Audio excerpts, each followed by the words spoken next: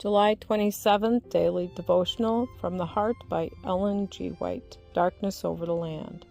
Then the Lord said to Moses, "Stretch out your hand toward heaven, that there may be darkness over the land of Egypt, darkness which may even be felt." Exodus chapter 10, verse 21.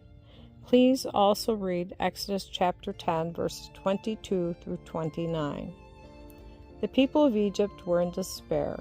The scourges which had already fallen upon them seemed almost beyond endurance, and they were filled with fears for the future.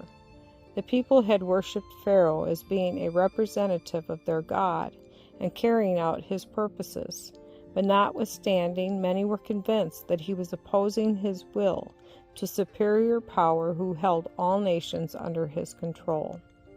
Suddenly a darkness settled over the land, so thick and black that it seemed a darkness which could be felt. Not only were the people deprived of light, but the atmosphere was very oppressive, so that breathing was difficult. But all the children of Israel had light and a pure atmosphere in their dwellings.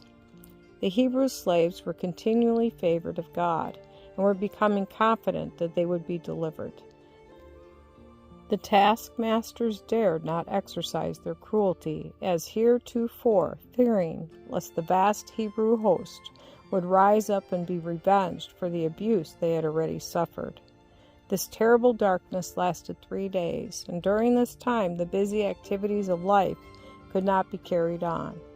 This was God's plan. He would give them time for reflection and repentance before bringing upon them the last and most dreadful scourge, the death of the firstborn. He would remove everything which would divert their attention and give them time for meditation, thus giving new evidence of his compassion and unwillingness to destroy. At the end of the 3 days of darkness, Pharaoh sent for Moses and said, "Go ye, serve the Lord. Only let your flocks and your herds be stayed. Let your little ones also go with you." The answer was, "Thou must give us also sacrifices and burnt offerings, that we may sacrifice unto the Lord our God. Our cattle also shall go with us.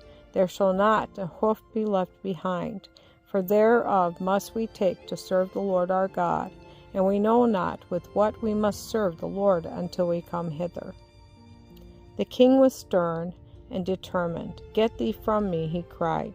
"Take heed to thyself. See my face no more, for in that day thou seest my face, thou shalt die." The answer was, "Thou hast spoken well. I will see thy face again no more."